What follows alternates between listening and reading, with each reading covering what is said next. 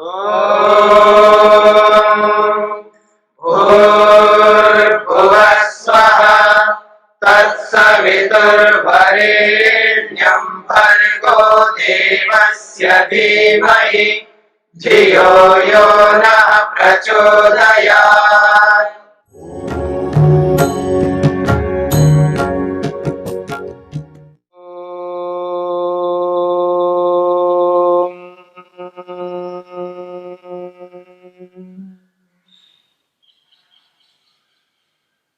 यम का चौथा विभाग ब्रह्मचर्य को, यम के चौथे विभाग को लेकर के हम विचार कर रहे हैं।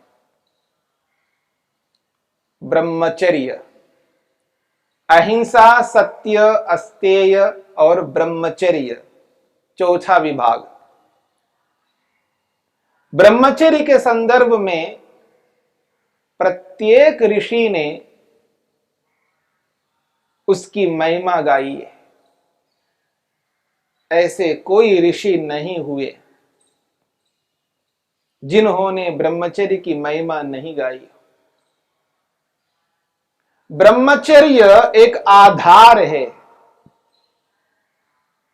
शरीर को स्वस्थ रखने का एक उत्तम उपाय है। इसीलिए चरक ऋषि ने, आयुर्वेदकार ने इस बात को स्पष्ट किया है। आहारस्य परमं धाम शुक्रम, जो आहार भोजन हम ग्रहण करते हैं उस भोजन का जो अंतिम सार है वो है शुक्र, वीर्य। उसकी रक्षा करना, उसी की रक्षा से ही शरीर स्वस्थ निरोगी रह सकता है।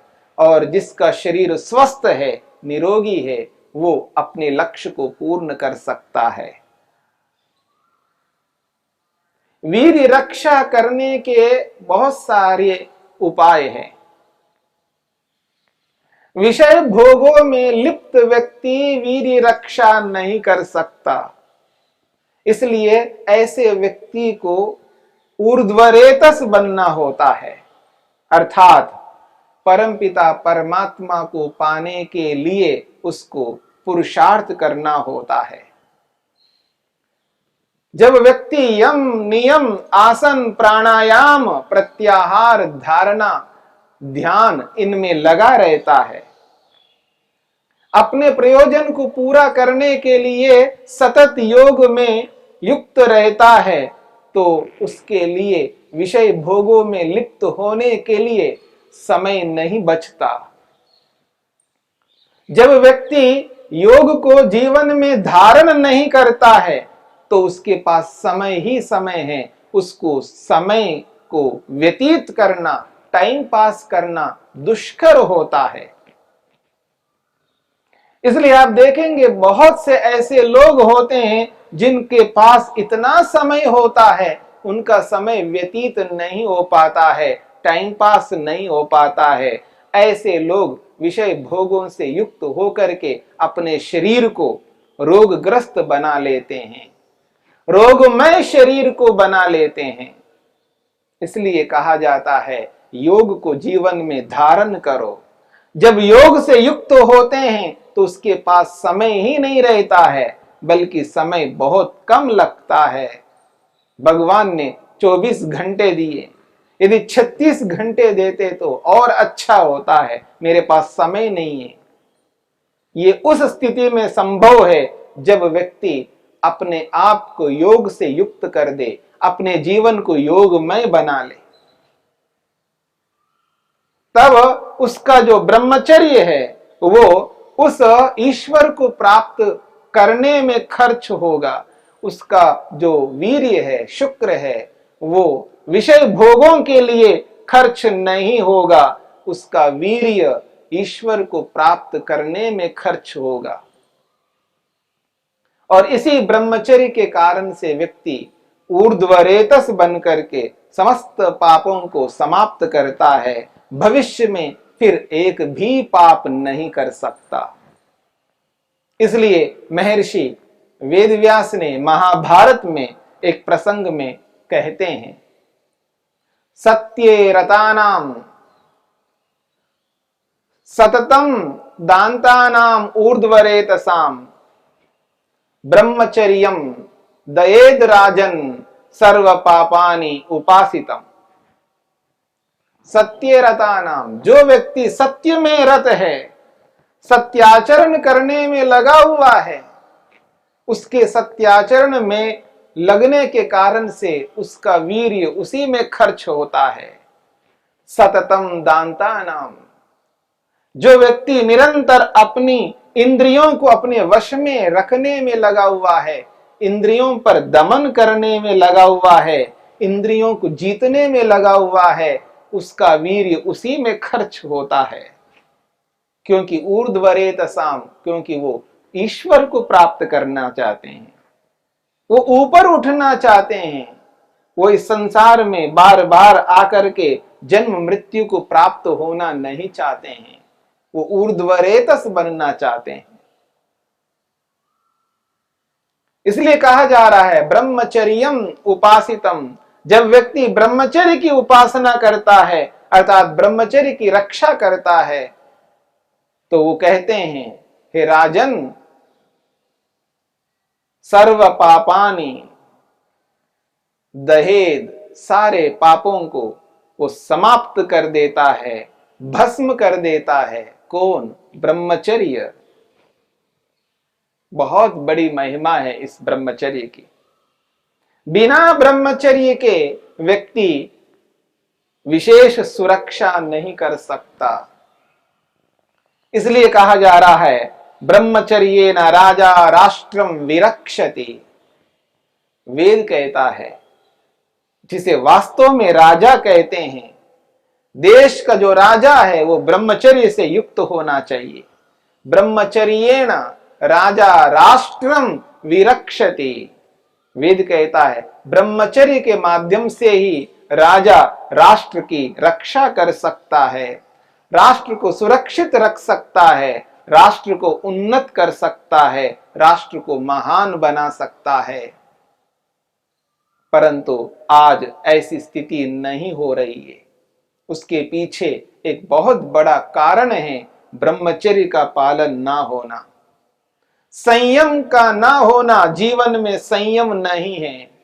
अत्यंत लोभ के कारण से, अत्यंत विषय भोगों को पाने की इच्छा से व्यक्ति ब्रह्मचर्य का ह्रास करता हुआ, विषय भोगों में लिप्त होता हुआ राष्ट्र को न जाने किस ओर ले जा रहा है।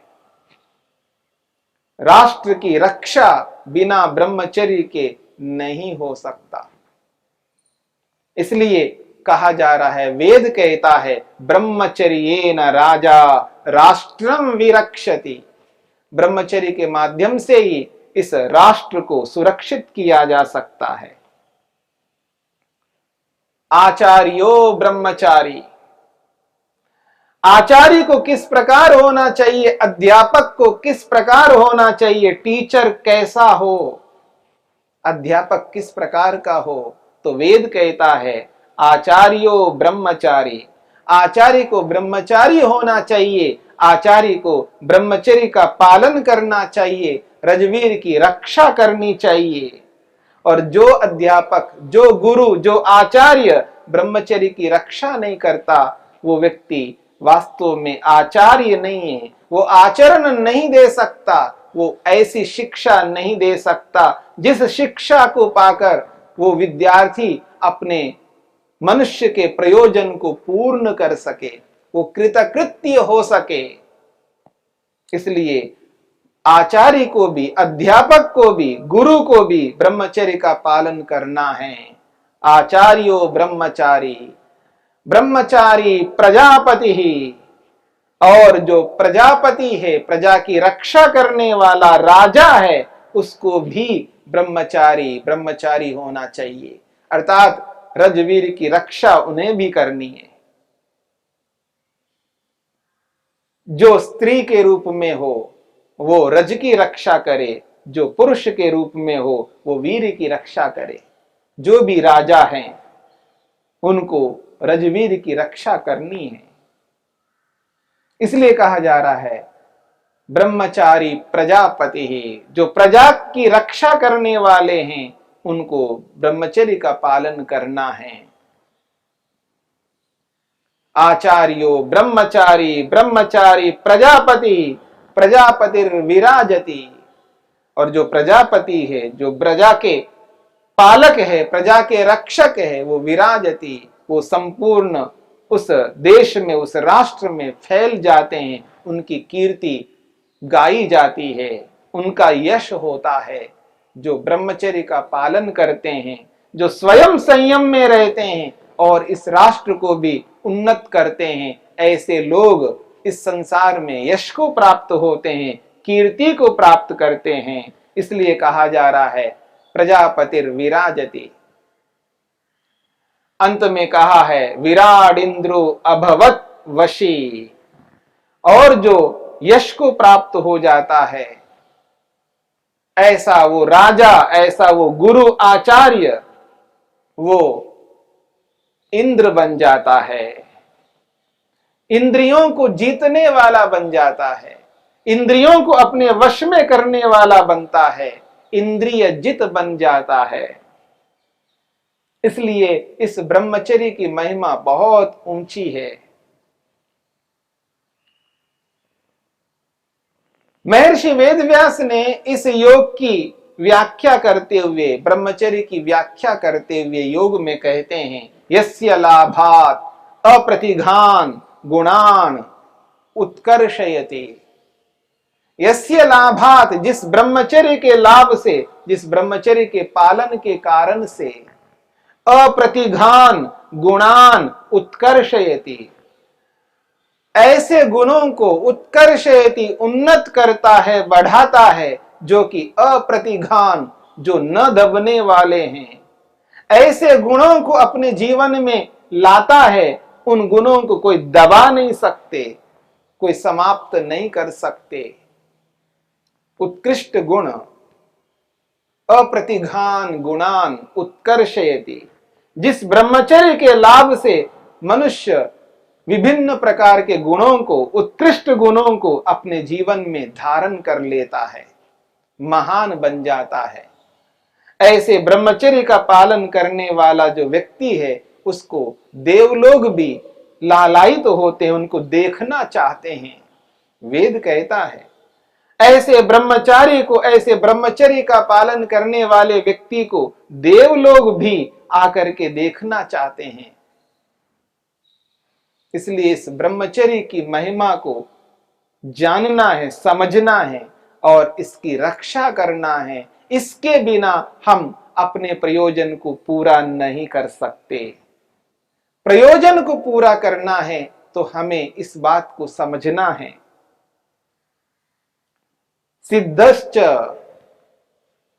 सिद्धश्च विनयेषु ज्ञानम आधातुम समर्थो भवति। जो व्यक्ति ब्रह्मचर्य से सिद्ध हो जाता है, ब्रह्मचर्य की रक्षा कर लेता है, ब्रह्मचर्य को अपने अधिकार में कर लेता है, सिद्ध, वो सिद्ध हो जाता है, सिद्ध पुरुष बन जाता है। और वही व्यक्ति ज्ञानम आधातुम समर्थो भवति, वो अपने प्राप्त ज्ञान को, उत्कृष्ट सूक्ष्म ज्ञान को आधातुम समर्थो भवति, वो अन्यों को देने में समर्थ होता है और अन्य लोग भी ग्रहण करने में समर्थ होते हैं। और जो व्यक्ति ब्रह्मचर्य का पालन नहीं करता, वो इस सूक्ष्म ज्ञान विज्ञान को जान ही नहीं पाएगा, समझ ही नहीं पाएगा, उसकी बुद्धि में कभी नहीं बैठ पाती है। इसलिए उत्तम उत्कृष्ट सूक्ष्म बातें लोगों को समझ में नहीं आती हैं। वैसे ही ये बात भी समझ में नहीं आएगी, ब्रह्मचर्य का पालन करना चाहिए, रजवीर की रक्षा करनी चाहिए। मेरी इन बातों को सुनकर के हो सकता है न जाने कितने लोग मेरे को पागल कह सकते हैं, इसको पागलपन भी कह सकते हैं, परंतु इस बात को समझने की आवश्यकता है, ऋषियों को समझने की आवश्यकता है, आयुर्वेद को समझने की आवश्यकता है, शरीर विज्ञान को जानने की आवश्यकता है कि शरीर विज्ञान क्या कहता है, प्रमाण क्या कहता है।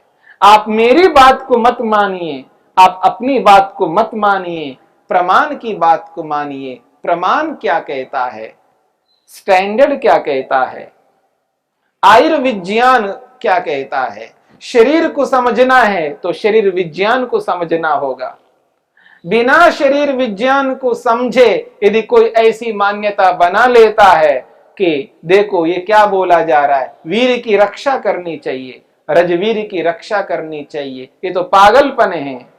इसकी क्या रक्षा करनी है, इसको तो व्यय करना चाहिए, रोज व्यय करना चाहिए, रोज इसका उपभोग करना चाहिए। ऐसी मान्यता रखने वाले ये बात नहीं समझ पाएंगे। इस बात को वही समझ पाता है जो प्रमाण के अनुसार चलता है, स्टैंडर्ड के अनुसार चलता है। इसलिए आयुर्वेद कहता है, आयुर्विज्ञान कहता है कि ये शरीर का सर्वोत्कृष्ट उत्तम सार है, एसेंस है, इसकी पूरी रक्षा करनी चाहिए, वीर्य नाश नहीं करना चाहिए, वीर की रक्षा करनी चाहिए। इसलिए इस बात को समझ करके चलना है। ये हमारे शरीर को उत्कृष्ट बनाने का सर्वोत्कृष्ट माध्यम है, इस शरीर को स्वस्थ रखने का बहुत बड़ा माध्यम है। इस पर नजरअंदाज ना करें, इसको ऐसे ही ना समझें। ये बहुत उत्तम पवित्र बात है जो समस्त ऋषियों ने इसको बोला है और साक्षात वेद कहता है, वेद ज्ञान कहता है, ब्रह्मचर्येन तपसा देवा मृत्युम उपाग्नता। ब्रह्मचर्य के माध्यम से, तप के माध्यम से देव लोग इस मृत्यु को जीत लेते हैं, मृत्युंजय बन जाते हैं। बिना ब्रह्मचर्य के मृत्यु को जीत नहीं सकते।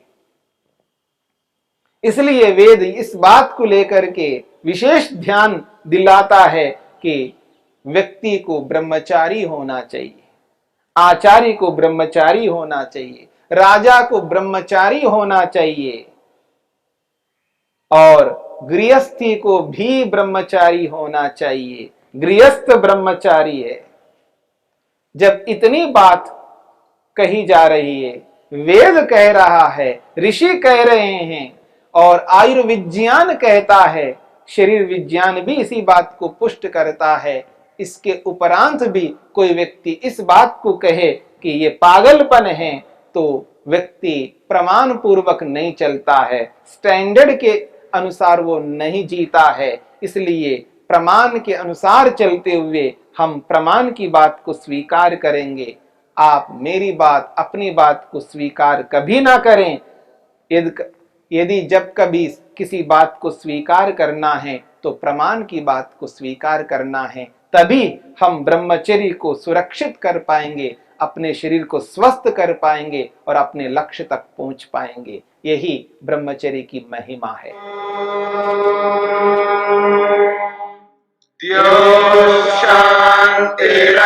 शांतिरंतरिक्षं शांति पृथिवी शांतिरापः शांतिरोषधयः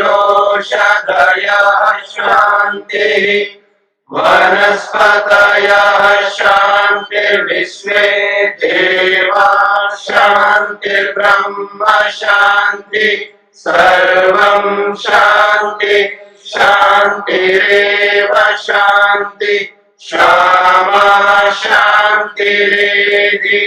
ओम शांति शांति शांति।